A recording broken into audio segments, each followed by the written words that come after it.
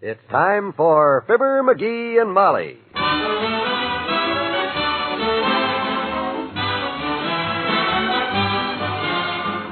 Sundays through Thursdays, NBC brings you Fibber McGee and Molly transcribed.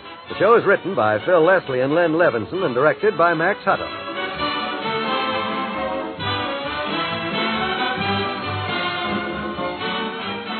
Notice the way that Mr. McGee explains the following point to Molly. Molly, how much do you suppose a college education is worth to a young man nowadays? I wouldn't know, McGee, but I expect a lot. Well, I'll tell you how much it's worth. It's worth the difference between what he can earn with it and what he can earn without it.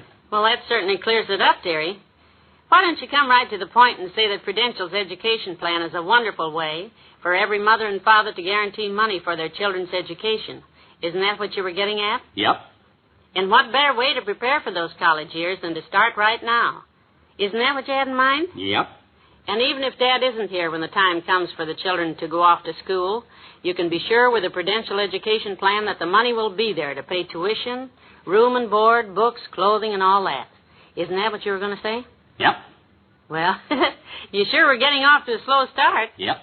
And all else aside, folks, I don't know of a better idea than to begin right now, little by little, building a Prudential insurance program for your children's education that will do the very things we've been talking about.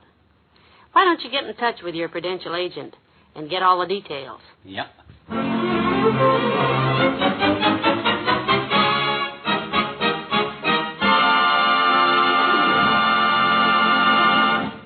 Mr. McGee took a look at himself in the mirror this morning, the full-length mirror, and he said to himself in horror, Holy smoke. Is all that me? Boy, oh boy, you've got to do something about that waistline, McGee. Ugh. Keep letting yourself go like this, Chubby, and you'll be as big around as Doc Gamble. So, being a man of action who doesn't want to get as big around the middle as Doc Gamble, he's now in the Bon Ton department store headed for athletic equipment. Attention, men. Streamline your physique. Take inches off your middle with the new Atomic Age Streamliner belt. Belt, huh? Excuse me, champ. Over here. You speaking to me, bud? Yeah, I see you're interested in the Atomic Age Streamliner belt. The belt that packs a punch, so nobody knows you got one. Oh, no. I wouldn't be interested. No, that's not for me. I got a friend, though, that he'd be too embarrassed to come down here himself.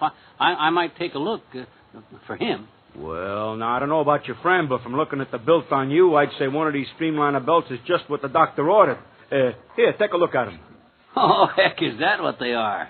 Looks just like a corset. Oh, don't use that way, champ. Huh? These are exactly the very same construction like them wide belts the motorcycle boys wear. Only you wear these inside. It's the only difference. Oh, yeah, I see what you mean. Yeah. Motorcycle boys, yeah. What size pants belt you wear, champ? The name's McGee. 38. I see. A guy your size and built oughtn't to wear a pants belt that big, you know. A 32 is closer to the right proportion. For your height, that is. Ha! I haven't been able to wear a size 32 since the year of the same name. Oh, this Atomic Age Streamline could draw you up to a 32 less than 3 minutes. It could? 32 waist? And look like you took off 32 pounds. How about my height? Optional illusion. Thinner guys look tall and match. Oh, yeah, now that you mention it, they do. Well, what you say? No obligation? The very idea. Huh? Step right this way. Oh. Now, if you will just remove your coat and pants, you could wear this belt over, but that would make it hard getting to your pocketbook and stuff. Yeah, sure. Let me hang up your coat. And now I'll take your trousers. Thank you. You know, I'm just trying this contraption on for a friend, you understand? Oh, sure, yeah. Now, if you will just sit down. That's right. And put your feet together. Fine. I will pull the size 32 up, and we will see how it fits around. Stand up now, please. The middle. You'd think they'd put a zipper on this. Oh, yeah. Well, they have, champ. And now I got to try and get it closed. All right, now. Brace yourself.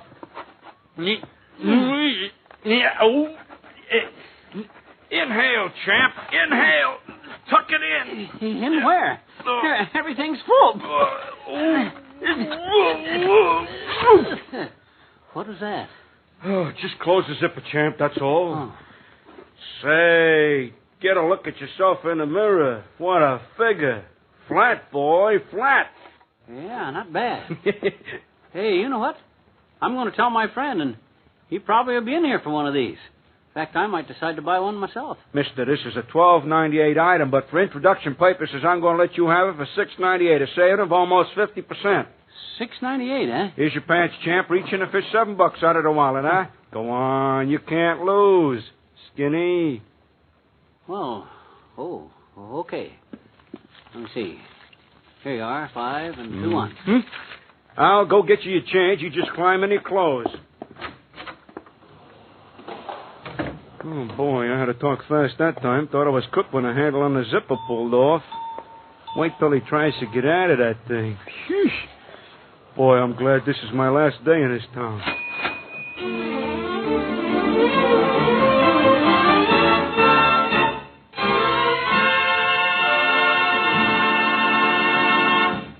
Back to Wistful Vista in a minute.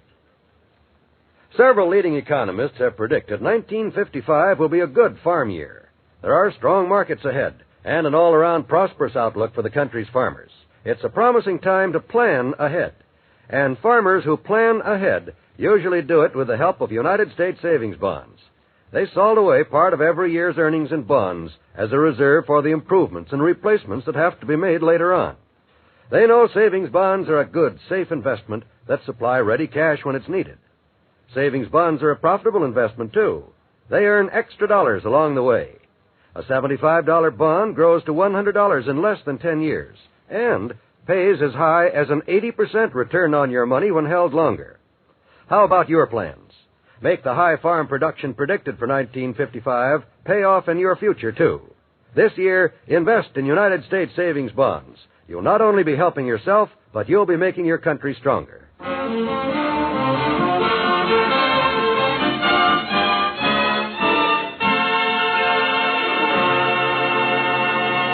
Ring the good old, it's a fine day for a walk. Say, who's that slim, muscular-looking young fellow with a flat stomach reflected in the hardware store window? Well, what do you know? It's me. Look at that flat front. Boy, this... Hey there, Johnny. Is that you? Oh, hi, old-timer. Say, you look so young, I'd have swore it was your kid brother. Only you're too old to have a kid brother that young. It's me, all right. You admiring my new shape? Well, I don't know. You somehow just don't look right to me, son. You feel okay? What do you mean? I never felt better in my life. Something about your eyes and the way they're bugged out there. Reminds me of the look my brother Maxwell had the day he went swimming in his rawhide union suit. Rawhide union suit? Yep. Mama sewed him into it for the winter, see? But a warm day come along and Brother Max went swimming. Well, sir, when the rawhide got wet, it stretched pretty bad. But when the warm sun hit it and dried it out, them rawhide long johns shrunk up to nothing. Oh, with him in 'em? Yep. And I tell you, when that suit started to shrink, it squeezed Max out both ends like toothpaste out of a leaky tube. Time we got the poor boy home, he was 12 foot tall, no bigger around than the shank of my leg. I don't know what there is about you that reminds me of Max, but it sure is a sad recollection. So long, son. 12 foot tall. Him and his crazy arms. I feel great. A little cramped, sure, but I'll get used to it. I'm going to walk all the way home to limber up. Boy, when Molly sees how slim I look, she'll be so...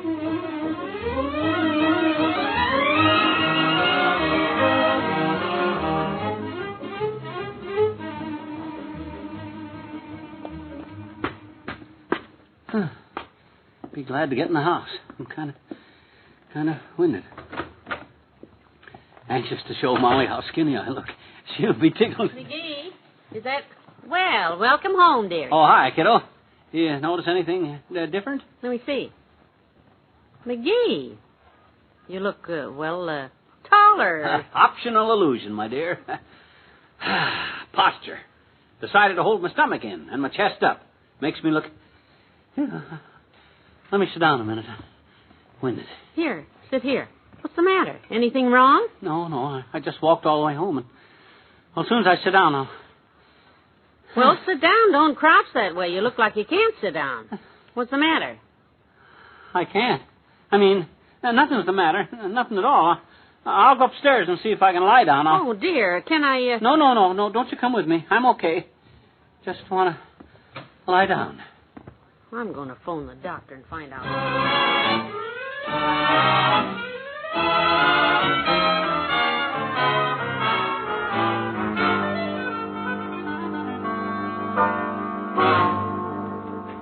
He went in the bedroom, and he's been in there groaning ever since, and won't let me come in. Well, maybe I can help.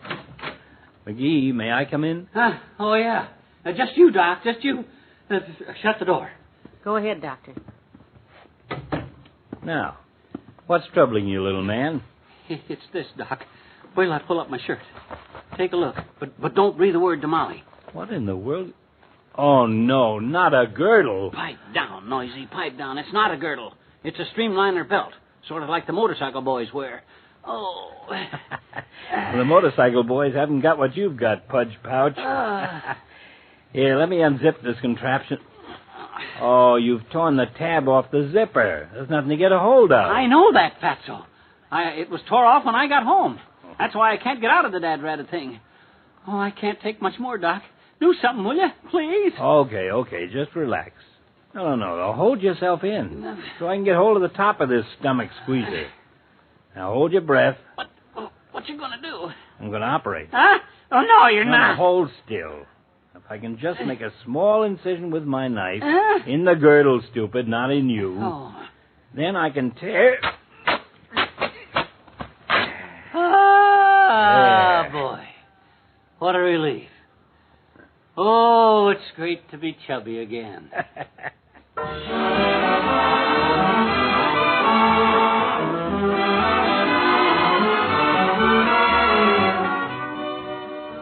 Fibber and Molly will be right back. To some, it might be adventure, but to the men who live it day in and day out, it's just another job. That's the way Detective Sergeant Joe Friday looks at it, as each week on NBC he brings you another case file on Dragnet. Starring Jack Webb as Joe Friday, Dragnet is a taut, tense story of your police force in action. These are the men who wait and wait for a small break in the routine that will enable them to close in on the criminals. The payoff? Your city and your family are kept safe.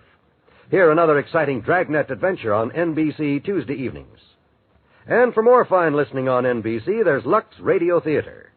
Each week, a well-known Hollywood star appears in an hour-long adaptation of a memorable motion picture. Both the star and the story combine to bring you more enjoyable listening. Tuesday evening is People Are Funny Night with Art Linkletter on NBC. From beginning to end, here's a riotous program you are sure to like. More reasons why NBC leads the rest with the best in radio entertainment. And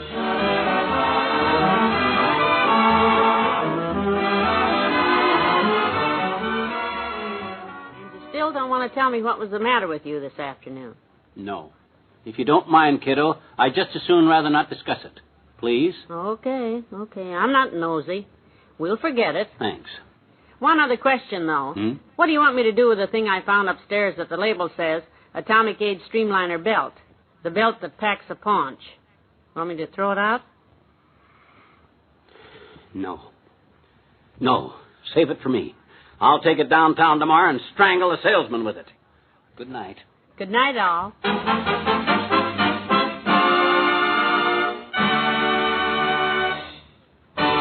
Fibber McGee and Molly is an NBC Radio Network production transcribed with Bill Thompson as the old-timer and Arthur Q. Bryan as Dr. Gamble. Jack Crucian played the salesman. This is John Wall saying good night. Laugh with Throckmorton P. Gildersleeve, the great Gildersleeve, that is, tonight on the NBC Radio Network.